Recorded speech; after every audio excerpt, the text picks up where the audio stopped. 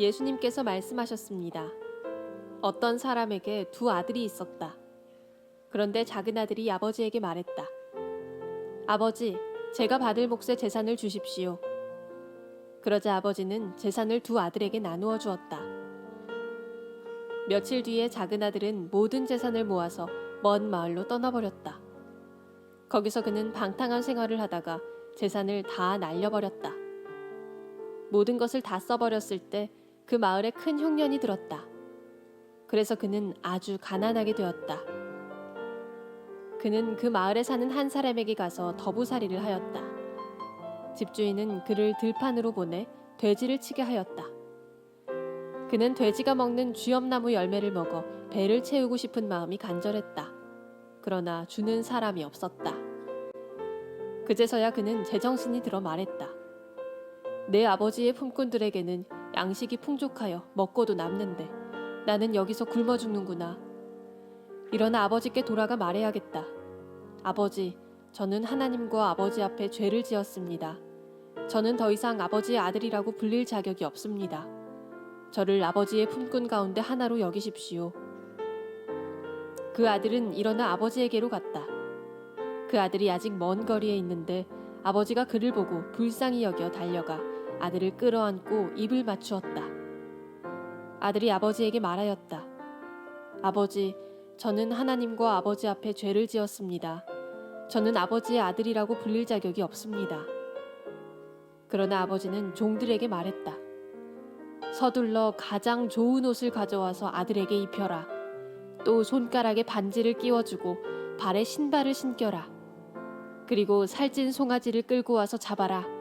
우리가 함께 먹고 즐기자. 내 아들이 죽었다가 다시 살아났고 잃어버렸다가 다시 찾았다. 그래서 그들은 함께 즐기기 시작하였다. 그때 큰아들은 밭에 있었다. 그가 돌아와 집 가까이 다가왔을 때 음악 소리와 춤추는 소리를 들었다. 그는 종 하나를 불러 무슨 일인지를 물어보았다. 종이 아우님이 돌아오셨습니다. 무사히 건강하게 아우님이 돌아왔기 때문에 주인 어른께서 살찐 송아지를 잡았습니다. 하고 대답했다. 큰아들은 화가 나서 집에 들어가려고 하지 않았다. 그의 아버지가 밖으로 나와 큰아들을 달랬다. 큰아들은 아버지에게 말했다. 보십시오. 저는 수년 동안 아버지를 섬겨왔습니다. 그리고 한 번도 아버지의 명을 어기지 않았습니다. 그런데 아버지께서는 한 번도 저를 위해서 친구들과 즐기라고 염소 새끼 한 마리도 주신 일이 없었습니다. 그런데 창녀들과 함께 아버지의 재산을 다 써버린 아들이 집에 돌아오니까 아버지께서는 그를 위해 살찐 송아지를 잡으셨습니다. 아버지가 그에게 말했다. 아들아, 너는 언제나 나와 함께 있었으니 내가 가진 모든 것이 네 것이 아니냐? 네 동생은 죽었다가 다시 살아났고 잃었다가 다시 찾았으니 우리가 즐거워하고 기뻐해야 하지 않겠느냐? 아마 성경에 나오는 가장 유명한 이야기 중에 하나가 누가복음 15장, 오늘 우리가 나누려고 하는 탕자의 이야기가 아닌가 싶습니다. 이 이야기를 가지고 그림을 남긴 분들이 아주 많으시죠. 근데 아마 우리가 그 중에 가장 익숙한 그림 중에 하나는 17세기의 네덜란드의 화가 렘브란트의 돌아온 탕자라는 그림이 아닌가 싶습니다. 오늘 우리가 소개받은 그림은 샤갈의 회개한 탕자라는 그림인데 아마 샤갈을 좋아하는 분도 많이 계시겠습니다만은 샤갈의 회개한 탕자 그림을 모르는 분도 좀 계시지 않을까 싶습니다. 저도 이번에 소개받고 많이 묵상했는데 너무 아름답더라고요. 너무 아름답고 샤갈이 색채의 마술사라 그랬는데 제가 잘 그림은 모릅니다만 보면 볼수록 참 아름답다라는 생각을 했습니다. 그래서 여러분에게 그 두 개의 그림을 다 좀 보여드리고 싶습니다. 한쪽에는 렘브란트의 돌아온 탕자라는 그림이고요. 또 한쪽에는 샤갈의 회개한 탕자. 뭐 같은 이야기인데 제목이 좀 그러네요. 돌아온 탕자, 회개한 탕자의 두 개의 그림인데 한번 그림을 보시겠습니까? 한번 렘브란트의 한번 그림을 보시죠. 렘브란트의 그림을 보고 있으면 렘브란트의 그림은 우리를 그대로 성경 속으로 데려가 주는 것 같습니다. 사실 렘브란트가 17세기 네덜란드 화가인데 뭐 대단한 사람이지 않습니까? 젊었을 때에는 굉장히 유명한 초상 화가여서 네노라는 사람들이 그림을 의뢰하고 또 그림도 아주 비싸고 그래서 경제적으로도 부유하게 잘 살았다고 합니다. 그러나 그의 삶은 그렇게 순탄하지는 않았습니다.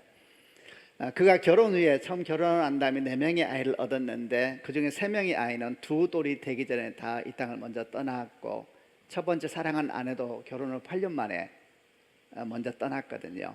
그리고 그 이후에 사실 렘브란트의 삶은 이렇게 기울어지기 시작합니다.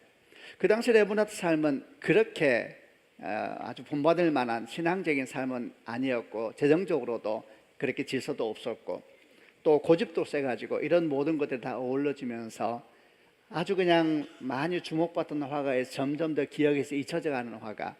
그래서 말년이 되었을 때에는 끼니를 걱정해야 될 정도로 가난했던 그런 화가였다고 합니다. 그러니까 그림을 그릴 때도 물감 사는 것조차 쉽지 않았던 이제 그런 화가. 렘브란트가 68세를 살았는데 이 그림 돌아온 탕자는 이 그림은 그야말로 말년 중에 말년, 이 그림을 완성하고 그 해에 그가 죽거든요. 그러니까 그야말로 마지막 때에, 그리고 지금 나눈 것처럼 지극히 가난 속에서 또 4명의 아이 얘기했습니다만 3명은 두 돌이 되지 않아 죽고 막내도 렘브란트가 죽기 4년 전에 먼저 떠나거든요. 말할 수 없는 상실감, 슬픔, 그리고 고통 속에서 마지막 온 힘을 다해서 그렸던 그림, 이게 이제 돌아온 탕자입니다. 이 그림이 굉장히 큽니다. 아마 기억이 맞다면 세로가 2m 60 정도 되고 가로가 2m 정도 넘으니까 거의 큰 벽체 같은 그런 캔버스에 자기 모든 힘을 담아서 그렸던 그림이 돌아온 탕자인데, 이 돌아온 탕자는 그야말로 렘브란트의 자기 인생 고백과 같은 그런 그림이고, 특별히 이 그림 속에서 우리가 주로 주목하고자 하는 또는 눈에 가장 많이 드는 둘째 아들, 아주 비참한 둘째 아들의 모습은 그대로 렘브란트의 자기를 그대로 투영하는 그림이 아니었을까 생각을 하면서 이 그림을 볼 때마다 긴 고통 속에서 가난과 절망과 상실 속에서 살아왔던 둘째 아들, 그리고 그를 맞이하고 있는 아버지의 사랑, 그런 따뜻함과 그런 사랑을 느끼게 하는 그림입니다. 이 그림을 보고 나중에 빈센트 반 고흐는 말하기를 이 그림은 수없이 많은 죽음을 경험할 수 하지 않았다면 결코 그릴 수 없는 그림이다 그랬으니까 이 그림이 주는 감동이 특별함이 있습니다. 옆쪽에 있는 사갈의 회개한 탕자는 우리 너무 교수님이 잘 설명해 주셨습니다만 조금 느낌이 다릅니다. 저도 계속 보면서 두 그림을 계속 보면서 참 많이 느낌이 달라요. 사갈의 그림은 참 밝습니다. 지금 말씀해 주신 것처럼 저도 샤갈의 그림을 계속 보면서 다른 그림도 보면서 저 나름대로 보니까 참 아름답더라고요. 우선 저 위에 여러 가지 집들이 나오는데 아마도 저 집은 샤갈의 그림에 많이 등장하는, 그가 항상 사모하고 그리워했던 고향 마을을 그린 것이 아니었을까. 고향 마을이란 궁극적으로 돌아갈 하나님의 나라 아닙니까? 그리고 색채를 보게 되면은 주로 이제 청색과 붉은색이 많이 사용되었는데 그의 그림에서 그게 많이 사용되는 색채이지요. 색채의 마술사라 이름 붙여졌던 것처럼 그 색깔 자체가 특별히 청색과 붉은색이 의미하는 것은 희망과 사랑 그리고 밝은 미래.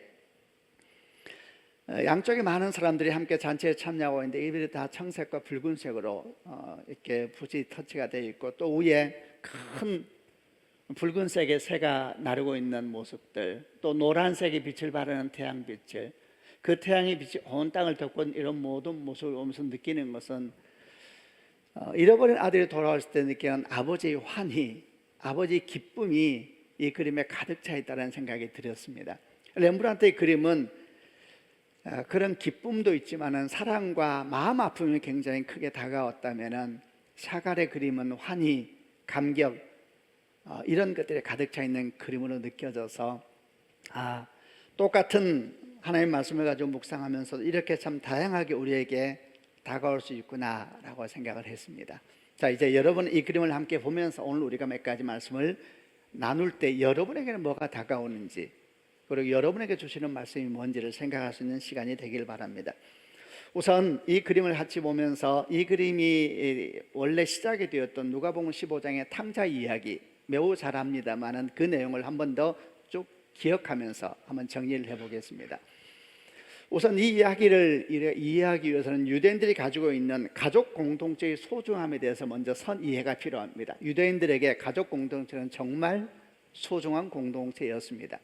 그렇지 않은 사람이 어디 있겠습니까? 많은 유대인들은 특별히 더했다 할 수 있습니다. 우선은 그 이유는 하나님께서 이 가정의 소중함을 먼저 말씀하셨기 때문이기도 합니다만은 유대인의 역사 자체가 너무 험했지 않습니까? 그들은 항상 정말 가는 곳마다 핍박을 받아야 됐었고 항상 떠날 준비를 하며 살아야 했던 그런 민족의 역사를 가지고 있었기 때문에 믿을 수 있는 공동체는 없었습니다. 나라도 믿을 수 없었고 이웃도 믿을 수 없었고 그들이 신뢰하면서 더욱더 하나 되었던 공동체는 가족이었습니다. 유대인들에게 있어서 가족 공동체는 특별할 수밖에 없기 때문에 자녀들은 부모에게 순종하고 또 부모는 자녀들을 하나님의 교훈으로 양육하는 일에 있어서 그 어떤 민족보다 열심이었고 그 어떤 일보다 소중한 일로 그들은 여겨졌었습니다. 그런데 오늘 이야기에 한 망나니 같은 자녀가 등장을 합니다. 이 자녀는 갑자기 살아있는 아버지에게 유산을 나누어 달라고 요구를 합니다. 있을 수가 없는 이야기죠. 살아있는 아버지에게 유산을 남겨달라는 이야기는 마치 그 아버지를 죽은 아버지처럼 취급한다는 의미인 것이죠. 있을 수가 없는 이야기인 겁니다. 그런데 이런 말도 안 되는 아들의 요구에 못지않게 우리를 당황시키는 것은 그 요구를 들은 아버지의 반응입니다. 이런 이야기를 들었다면 아들의 행동을 보면서 유대인의 전통에 의한다면 이런 아들은 공개적으로 의절당해야 되고 그리고 집에서 쫓겨나야 되는 것입니다. 그런데 이 아버지는 그렇게 하지 않습니다. 아버지는 유대의 전통을 주장하지도 않고 아버지의 권위도 주장하지 않고 아주 무력합니다. 그리고 아들이 달라는 대로 재산을 아들에게 넘겨줍니다. 그래서 이 아버지 행동을 보다 보면 이렇게 무력할 수가 있을까? 심지어 이렇게 한심한 아버지가 있을까? 어떻게 이렇게 행동할 수가 있는가? 라는 생각이 들 정도로 이해가 되지 않는 아버지 모습을 봅니다. 어쨌든 둘째 아들은 재산을 드디어 받았습니다. 그래서 어떻게 하니까 먼 나라로 떠나버립니다. 그리고 그 나라에 가서 흥청망청 다 쓰기 시작합니다. 그의 행동이 곧 그의 삶의 메시지겠죠. 그는 아마도 평소에 어떻게 하든지 아버지에게 떠나겠다라는 생각을 가지고 살았던 아들인 것 같습니다. 그리고 먼 나라에 가자 마치 이제 내 인생이 시작된다라고 느끼는 것처럼 이제 내가 진짜 자유를 찾았다라고 느끼는 것처럼 자기가 하고 싶은 것 다 하고 먹고 싶은 것 다 먹고 흥청망청 돈을 쓰기 시작했습니다. 그러나 머지않아 그 돈은 다 탕진되고 말았죠. 잔치는 끝난 겁니다. 마침 그때에 그가 머물고 있던 먼 나라에 흉년이 오게 되면서 그는 이제 먹을 것조차도 제대로 먹을 수 없는 상황이 되었고 그는 돼지 우리를 치는 유대인으로서는 그야말로 상각할 수 없는 그 바닥까지 내려간 것이죠. 그러면서 돼지들이 먹는 쥐염 열매라도 먹기를 원했습니다마는 그러나 주는 사람이 없었다 그랬습니다. 그야말로 더 이상 내려갈 수 없는 바닥까지 떨어졌을 때에 그는 어느 순간 정신을 들었습니다. 그리고 말합니다. 내가 참으로 큰 죄를 지었구나. 내가 하나님께 큰 죄를 지었고 아버지께 큰 죄를 지었구나. 내가 돌아가야 되겠다. 내가 아버지께 돌아가야 되겠다. 우리 아버지 집에는 종들도 나보다 풍족한데 내가 아버지 집에 돌아가서 다시 아들됨을 주장할 수는 없을지라도 종 중에 한 명이라도 한 명이 되어서라도 그 아버지 집에 사는 것이 이렇게 사는 것보다 낫지 않겠는가. 그리고 이제 이 아들이 다시 먼 나라를 떠나서 아버지 집으로 돌아가게 됩니다. 근데 아버지 집으로 돌아와서 아주 거리가 먼데 돌아온 아들을 아버지가 한눈에 알아봅니다. 떠날 때는 마치 세상에 다 자기인 것인 것처럼 이제 드디어 내 인생 내가 살아간다고 그렇게 당당하며 뒤도 돌아보지 않고 떠났던 그 아들이 이제는 사람 같지 않은 모습으로 저 멀리서 흐느적거리면서 넘어오고 있는 아마 언덕 넘어갔던 그런 모습이겠죠. 그 아들을 아버지가 한눈에 알아봅니다. 그리고 뛰어가서 아들을 껴안고 기뻐하면서 어떻게 할 줄을 모릅니다. 그때 아들이 말하죠. 아버지, 제가 큰 죄를 지었습니다. 저는 아버지를 볼 낯이 없습니다. 저는 이제 더 이상 아들이라 불릴 자격이 없습니다. 그저 종 중에 하나로 여겨주십시오. 그러나 아버지는 그 말을 듣는지 듣지 않는지 그 말에 관심도 없습니다. 그리고 기뻐하면서 종들을 불러서 가장 좋은 옷을 가져와라. 옷을 갈아입혀라. 손에 간지를 끼워줘라, 신발을 갈아입혀라 이러면서 마을 사람들을 불러서 외치기 시작합니다. 죽었던 아들이 살아왔다고, 잃어버린 아들이 발견됐다고, 살찐 송아지를 잡으라고, 잔치하자, 우리 함께 즐거워하자 이러면서 살찐 송아지를 잡아서 잔치를 하고 즐거워하면서 있었습니다. 근데 바로 그때에 하루 종일 들판에서 일을 하고 있던 첫째 아들이 돌아오는데 자기 집에서 뭐 잔치 소리가 들리는 겁니다. 이게 웬일인가 싶어서 종을 불러 물어봅니다. 무슨 일이 있는 것이냐? 종이 말합니다. 동생이 돌아왔습니다. 주인 어른께서 너무 기뻐해서 살찐 송아지를 잡아서 마을 사람들과 함께 잔치를 하고 있습니다. 그러자 첫째 아들이 분노합니다. 집에도 들어가지 않겠다고 분노하죠. 이 소식을 아버지가 듣게 되고 아버지가 뛰어나와서 다시 그 첫째 아들에게 말하기 시작합니다. 이 아버지를 향하여 첫째 아들이 말합니다. 아버지, 나는 그동안 항상 아버지 옆에 있어서 아버지의 말씀을 어긴 것이 없고 이렇게 수고하면서 애썼는데 저를 위해서는 염소 새끼 한 마리 잡아주지 않고 염소 새끼 한 마리 잡아주면서 친구들과 함께 즐기라고 말씀한 적이 없으시더니 집을 나가서 참녀들과 함께 모든 재산을 다 탕진하고 돌아온 동생을 위해서는 살찐 송아지를 잡으셨군요. 그러자 아버지가 말합니다. 내 아들아, 너는 항상 내 옆에 있고 내 것이 다 네 것이 아니냐. 네 동생은 죽었다가 살아왔고 잃어버렸다 발견되지 아니하였느냐. 여러분, 이 내용이 주님께서 말씀하셨던 누가복음 15장의 탕자에 대한 이야기입니다. 자, 여러분 여쭙겠습니다. 이 얘기를 들으면서 여러분 어떤 생각이 듭니까? 이 똑같은 얘기를 들으면서 렘브란트는 그야말로 정말 사람 같지 않는 모습으로 돌아와서 아버지에게 안긴 둘째 아들 속에서 자기를 보았습니다. 진짜 그랬거든요. 자기가요. 한때는 잘 나가다가 모든 것을 다 잃어버리고 이제 마지막 때에 그 해 죽거든요. 사실 이 그림은 아무도 의뢰하지 않았습니다. 렘브란트에게 자기가 그린 겁니다. 물감살도 돈도 없는 말년 마지막 힘을 다해서 벽체만한 벽에 그림을 그릴 때에 그나마도 둘째 아들을 그리면서 아마 많이 울지 않았을까 생각합니다. 예, 똑같은 얘기를 들으면서 렘브란트는 둘째 아들에서 자기를 보았죠. 샤갈은 똑같은 말씀을 드리면서 아버지의 기쁨을 보았습니다. 이 아버지의 환희, 온 세상이 기뻐하는 그림을 그렸죠. 온 세상이 기뻐합니다. 그때 그의 나이는 89세였습니다. 그가 98세에 죽거든요. 그 또한 인생을 아주 길게 살고 그 아버지의 환희, 아마도 샤갈은 그림을 그리면서 그 기쁨이 그의 내면을 충만했을 것 같습니다. 자, 여러분, 같은 이야기를 들으면서 같은 말씀을 들으면서 여러분은 무엇을 생각합니까? 특별히 우리가 하늘을 시작하면서 1월달, 2월달 명화를 통해 하나님을 보자 이런 제목으로 나누면서 여러분에게 이 그림을 소개하고 있는데 여러분은 이 그림을 듣고 또 보면서 무엇을 생각합니까? 아버지의 사랑을 생각합니까? 아니면 첫째 아들의 돌이킴 또는 둘째 아들의 오해, 아니면 그 무엇을 생각하고 또 생각나십니까?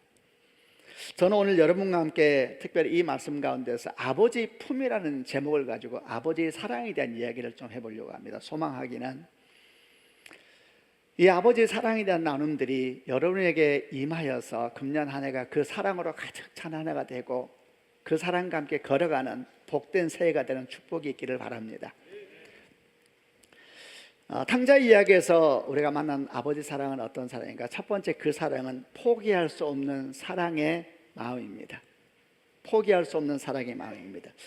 주님께서 말씀하신 탕자 이야기는 사실 유대 공동체에서는 있을 수도 없는 이야기고 있어서도 안 되는 이야기입니다. 앞서 나눴다시피 유대 공동체의 가족이 얼마나 소중하다 그랬습니까? 아무도 믿을 수 없었습니다. 그런 상황 속에서 가족의 공동체는 너무너무 중요했는데 그런 유대인들이 바라볼 때 예수께서 예를 든 이 둘째 아들 이 이야기는 유대 공동체에서는 있을 수가 없는 이야기라고 받아들였을 것입니다. 그런데 어찌 보면 이렇게 비현실적인 예를 왜 들면서 주님께서는 이 말씀을 시작하셨을까? 아버지가 아직도 살아있는데 유산을 달라고 하는 이 망나니 같은 아들의 모습이라든지, 그런 망나니 같은 아들을 내어 쫓지도 않으시고 오히려 그 아들의 요구를 그대로 들어주는 이 무력한 아버지의 모습이라든지, 이런 것들은 일반적인 유대인 가정에서는 있을 수가 없는 이야기거든요. 그럼 왜 주님께서는 있을 수도 없고 있어서도 안 되는 이런 이야기를 예로 드시면서 하나님의 사랑에 대해서 말씀을 하셨을까요? 매우 단순합니다. 그것은 말 그대로 있을 수도 없고 있어서도 안 되는 이런 이야기가 세상에서는 있잖아요. 그런 일들이 혹시 우리 삶에 생긴다 하더라도 너를 향한 나의 사랑은, 너를 향한 아버지의 사랑은 결코 변하지 않을 것이고 포기되지 않을 것이라는 것을 말씀하기 위함이 아니셨을까요? 지금 나눈 것처럼 탕자 이야기에 나오는 아버지의 모습은 굉장히 많은 걸 생각하게 합니다. 왜 이렇게 아버지는 무력할까요? 이 아버지의 무력함은 우리에게 무엇을 보여주는 걸까요? 저는 아버지의 무력함 속에서 절대적인 아버지의 사랑을 봅니다. 포기할 수 없는 사랑. 여러분, 아버지는 둘째 아들을 결코 포기할 수 없습니다. 여러분, 포기할 수 없는 사랑은 두 가지 모습 중에 하나를 낳지 않나요? 첫 번째는 우리를 강한 용사가 되게 하든지, 한없이 강한 용사가 되게 하든지, 아니면은 한없이 무력하게 만들어 버리기도 합니다. 그게 포기할 수 없는 사랑의 특징 아닌가요? 작년에 TV 한 프로그램에서 35년 전에 있었던, 미국에 있었던 한 불쌍한 여인에 대한 이야기를 보게 됐습니다. 이 여인은 정말 힘든 인생을 이 땅에서 살았습니다. 너무너무 가난한 집에 태어나서 어떻게 하면 내 삶을 벗어날 수 있을까? 그는 오직 이 땅을 떠나고 싶은 마음밖에 없었다고 합니다. 그래서 어떤 방법을 찾았느냐 하면 미군을 사귀기 시작합니다. 미군과 결혼하여서 그럼 이 땅을 떠날 수 있을 것이다. 그 과정은 뭐 여러 가지를 생각하게 하겠죠. 그의 소원처럼 그는 미군을 사귀었고 결혼하여서 이제 미군이 미국으로 돌아갈 때 함께 돌아가서 미국에 살게 됐습니다. 그런데 살면서 보니까 한국에서 만나던 미군이었던 남편과는 다른 남편을 알게 되죠. 술에 찌들고 마약을 하고 폭력을 행사하기 시작하고 더 이상 살 수가 없어서 이제 간신히 이혼을 하고 어떻게 또 하다가 두 번째 남편을 만났습니다. 이 남편은 또 괜찮겠지. 그러나 이 남편도 마찬가지였습니다. 또 돌변하고 술을 하고 마약을 하고 아들과 딸을 낳고 살았는데 심지어 아이들 앞에서 폭력을 행사하는, 아내에게 폭력을 행사하는 그런 거칠고 그런 남편이었습니다. 결국 이 여인은 아들과 딸을 데리고 도망을 쳐서 시골에 있는 호텔, 모텔, 여관 같은 곳입니다. 그곳에 스며들었고 그곳에 작은 방에 거하면서 그 호텔 주인에게 사정을 하여서 그것에 일을 하게 됩니다. 아이들은 어린데 호텔 방에 있게 하고 저녁에 바에서 일을 하는데, 일을 하러 가는 거니까 그게 불법이잖아요. 애들이 어리니까 옆에 있어야 되는데. 그러나 만약에 아이들을 그렇게 하지 않으면 그 아이들을 다 빼앗겨 버릴 걸 알기 때문에 아이들을 거의 숨기듯이 방에 있게 하고 혼자 가서 일을 하는 거예요. 발견되게 되면 아이들을 다 빼앗기게 될 것이고 그 아이들이 그 아버지에게 돌아가게 될 터이니까 이렇게 열심히 아이들을 키우고 있는데 어느 날 비극적인 일이 생기게 됩니다. 이 어머니가 바에서 저녁 때까지 일을 하고 있는데 애들끼리 방에서 TV를 보다가 이 아들이 이제 TV를 좀 손대기 위해서 채널을 돌리기 위해서였는지 모르겠습니다. 근데 TV가 옷장 위에 놓여져 있었는데 안 닿으니까 옷장에 서랍을 빼가지고 그 서랍을 밟고 올라가다가 이게 넘어지게 되면서 그 옷장과 TV에 눌려서 아들이 이제 압살을 하게 됩니다. 이 사실을 이제 엄마가 알았을 때에 어땠을까요? 마음이. 경찰에 왔을 때 이 엄마가 짐승처럼 외칩니다. 내가 죽였다고, 내가 죽였다고. 그리고 이 말이 그의 결정적인 자백이 되어버렸습니다. 그가 죽였다고. 한국 사람은 금방 압니다. 이게 무슨 말인지. 이 여인은 엄마로서 통곡을 하고 있는 거거든요. 못난 엄마 만나서 혼자, 내 아들이 혼자 있어서 이렇게 죽인다. 내 탓이다, 내 탓이다. 근데 미국 사람들이 그걸 어떻게 들었느냐? 이 엄마가 아이를 학대하고 결국 죽였다. 재판을 하는데 죽이지 않았다 말하니까 그 경찰에 와서 증언을 합니다. 그가 고백했다고. 그가 죽였다고 고백했다고. 결국 이것이 다 받아들여서 20년 아들 살인죄로 이제 감옥에 들어가게 됐습니다. 나중에 많은 사람의 도움을 받아서 5년 만에 가석방이 되었습니다만 그 뒤의 인생도 그리 행복하지 못한 삶을 살아가게 됐습니다. 여러분, 이 땅에서 우리가 만날 수 있는 최고의 사랑은 무엇일까? 저는 어머니의 사랑이라고 생각합니다. 그래서 이 어머니의 사랑은 절대 포기 못하죠. 그래서 어머니는 어쩔 때는 아무것도 무섭지 않은 용사가 됩니다. 어쩔 때는 가장 불쌍한 죄인이 됩니다. 예, 얼마나 많이 봅니까? 포기할 수 없는 자녀이기에 용서하게 되기도 하고 포기할 수 없는 자녀에게 너무나 무력합니다. 우리가 보기에는 다 끊어버리고 이제 그만하라고, 그게 자식이냐고 말하고 싶지만 어머니는 포기 못합니다. 그리고 그 옆에서 다시 어찌 보면 사람 같지 않은 삶을 살아간 어머니도 얼마나 많습니까? 하나님을 생각합니다. 사실 이 탕자비의 하나님은 정확하게 동양의 어머니입니다. 여러분, 하나님은 아버지라는 남성으로 우리에게 소개되고 있지만 그분의 성을 의미하는 게 아닙니다. 그분에게서 남성도 시작되고 여성도 시작되었고 그분을 계시적인 오늘 우리에게 아버지라 주신 것이지, 하나님은 어머니 됨도 있고 아버지 됨도 있으시거든요. 그러니까 탕자의 비유에서 아버지를 보는 건 동양의 어머니에 의하면 굉장히 이해가 됩니다. 저는 서양 분들은 이 아버지의 무력함을 이해 못할 것 같아요. 근데 우리는 이해합니다. 사랑 때문입니다. 사랑. 포기할 수 없는 사랑이 그를 그렇게 무력하게 만듭니다. 그는 아들을 포기할 수 없습니다. 죽어도 포기할 수 없습니다. 전통을 주장하지 않고 권위를 주장하지 않고 그 대신에 그 아들이 말할 수 없는 그 망나니 짓을 온몸으로 받아들이면서 수치를 내 것으로 안아버리고 있었던 거지요. 여러분, 그게 하나님이십니다. 우리는 당연히 십자가를 마주 대하지 않을 수가 없습니다. 십자가는 뭡니까? 예, 그 아버지가 계신 곳입니다. 우리 모든 수치와 우리 모든 절망을 끌어안고 결코 포기할 수 없는 사랑을 끌어안고 십자가의 두 손에 못 박혀 죽으신 하나님을 생각할 때마다 저는 생각합니다. 제가 자주 그런 얘기 하지요. 못 박힌 두 손을 볼 때마다 절대 포기할 수 없는 사랑에 대한 계시적인 사건 같아요. 못 박아버렸어요. 손 못 내려요. 우리를 끌어안으실 때 마지막까지 끌어안으시는 사랑, 여러분 기억하십시다. 하나님은 절대 우리를 포기하지 않으십니다. 아멘. 절대 여러분을 포기하지 않으십니다. 문제는 뭡니까? 우리입니다.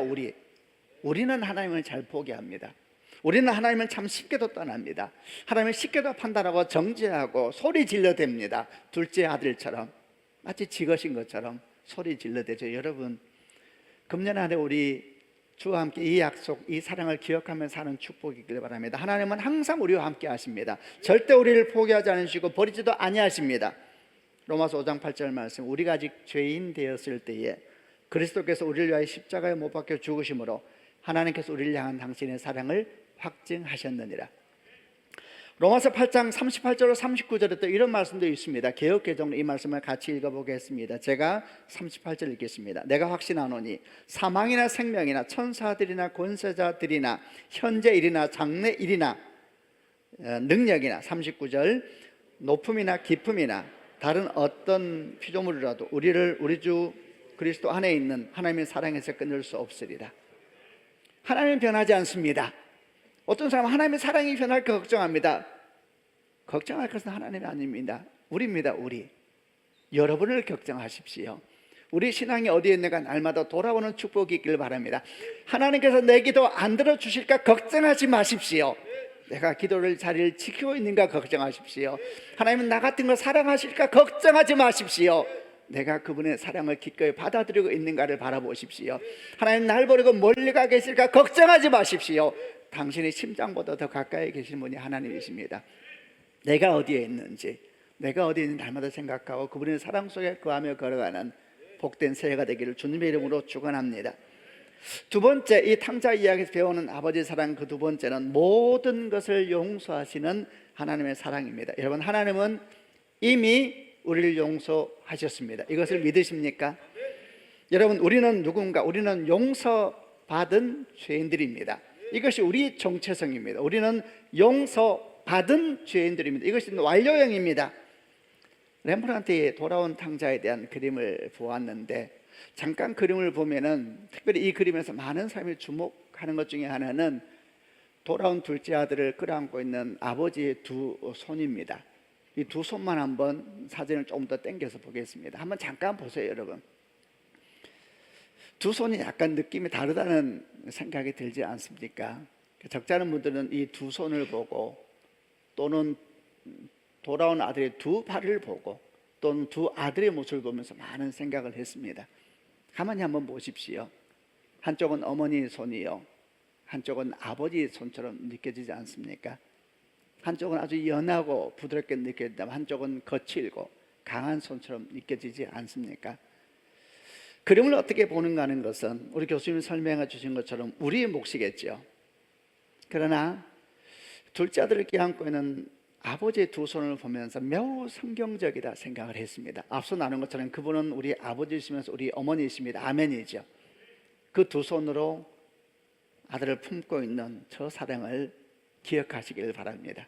그 사랑을 우리를 용서하시고 우리를 품으시는 분이 하나님이십니다. 여러분, 우리는 이미 하나님의 품 안에 있다는 것을 믿으시는 축복이 있기를 바랍니다. 우리가 어떻게 이 세상을 살아가야 될까? 그리스도인의 정체성은 무엇인가? 우리 정체성은 용서받은 죄인입니다. 한번 따라하시길 바랍니다. 용서받은 죄인. 여러분, 그러므로 죄의 억눌려 사는 삶으로부터 자유하는 축복이 있기를 바랍니다. 동시에 그러므로 날마다 겸손하고 가난한 심정으로 사는 은혜가 있기를 바랍니다. 여러분, 용서받은 죄인은 어떻게 살아야 되겠습니까? 용서받은 죄인이 어떻게 소리치며 살겠습니까? 용서받은 죄인이 어떻게 자기 자랑하며 살겠습니까? 용서받은 죄인이 나 봐라 나 봐라 이러면서 어떻게 살겠습니까?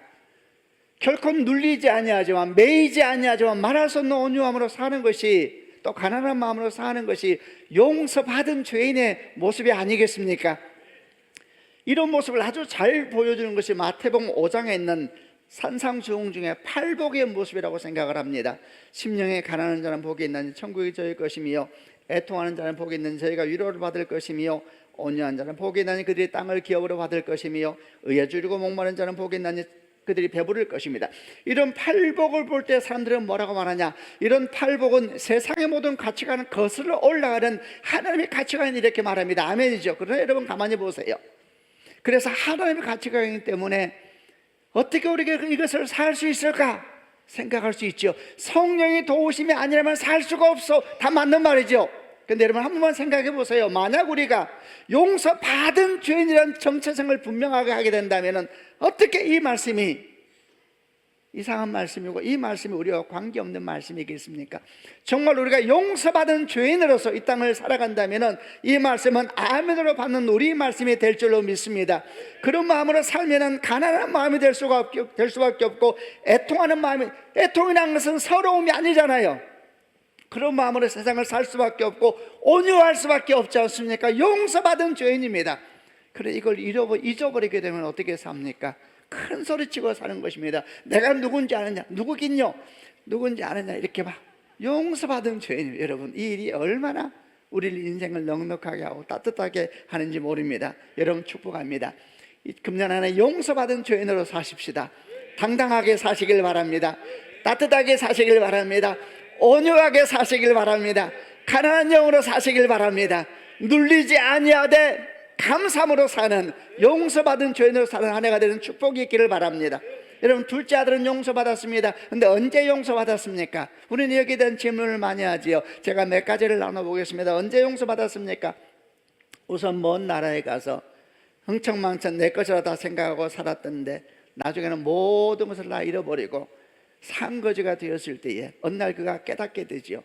내가 하나님과 아버지에게 큰 죄를 지었구나. 이렇게 깨달았을 때 그가 용서받았을까요?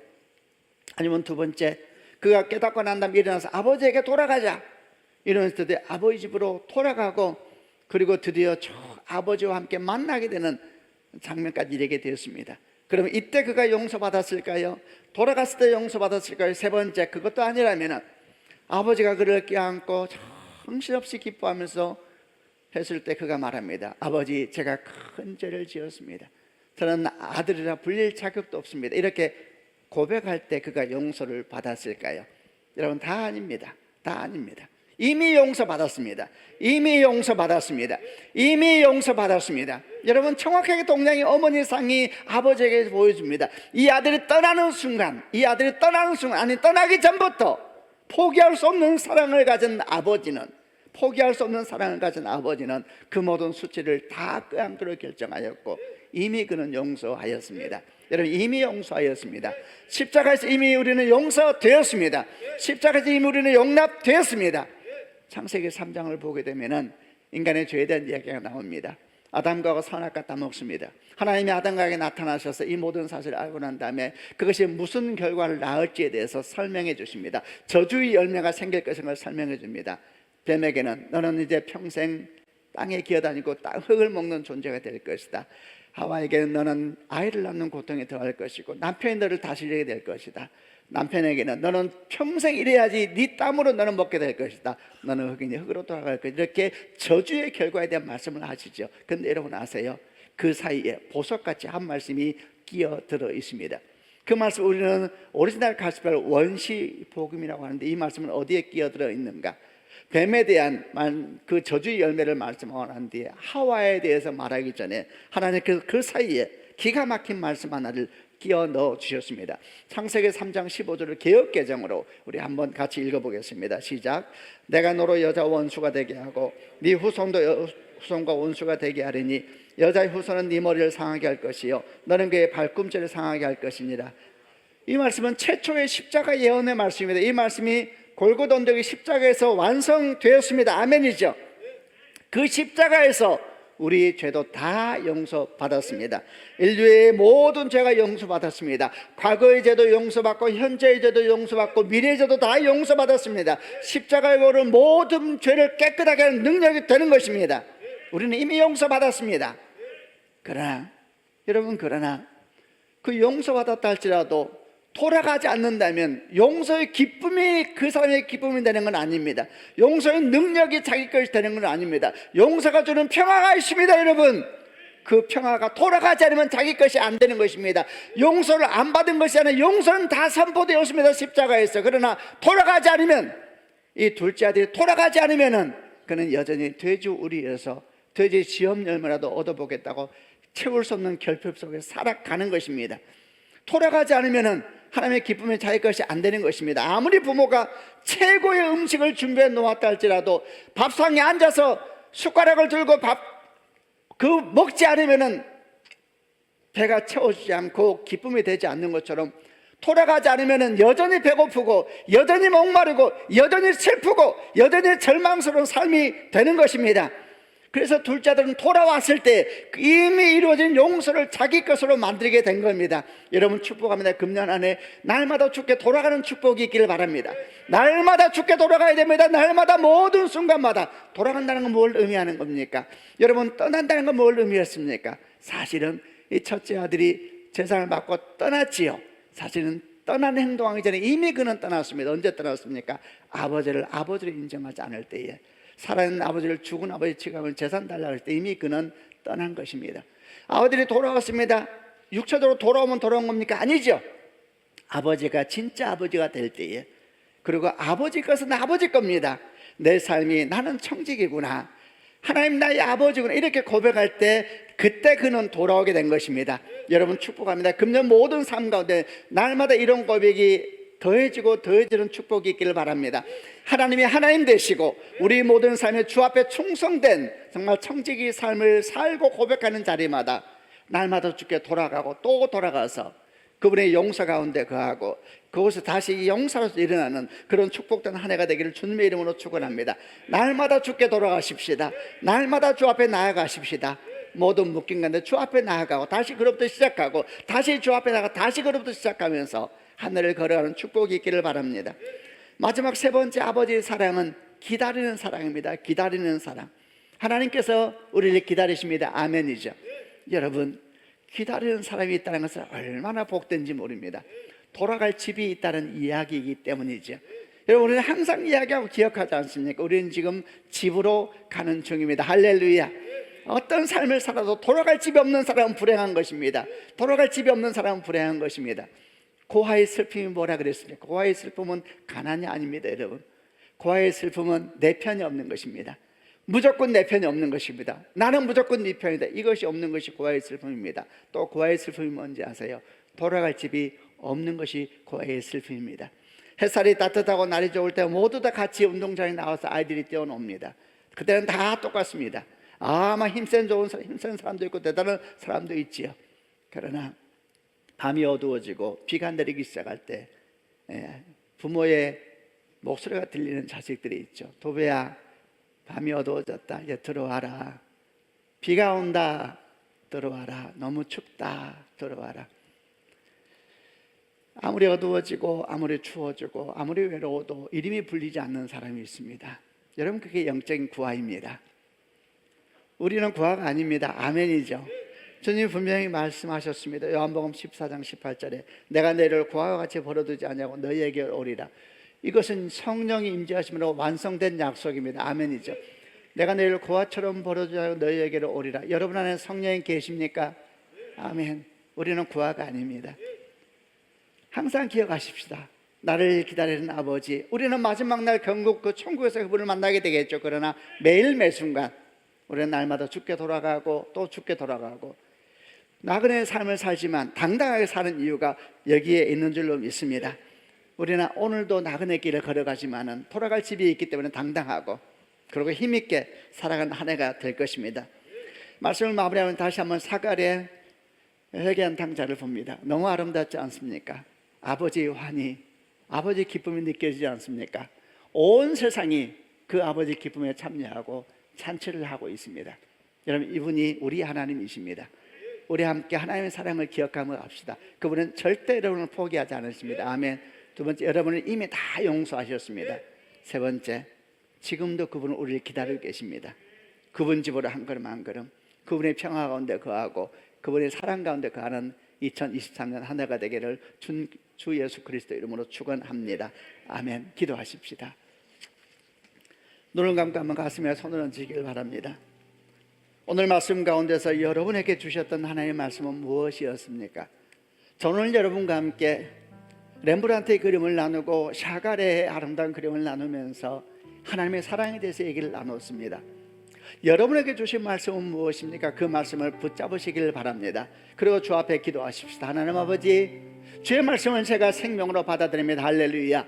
이 말씀 내게 생명의 말씀이오니 내 심령에 심겨지게 하여 주시고 내 삶에 심겨지게 하여 주옵소서. 이 말씀을 통하여 주시는 하나님의 약속을 우리가 믿음으로 받아들이게 하여 주시고 이 말씀을 따라 금년 하루를 걸어가는 복된 인생의 복된 삶이 되게 하여 주옵소서. 주신 말씀 붙잡고 같이 한번 통성으로 하나님께 기도하겠습니다.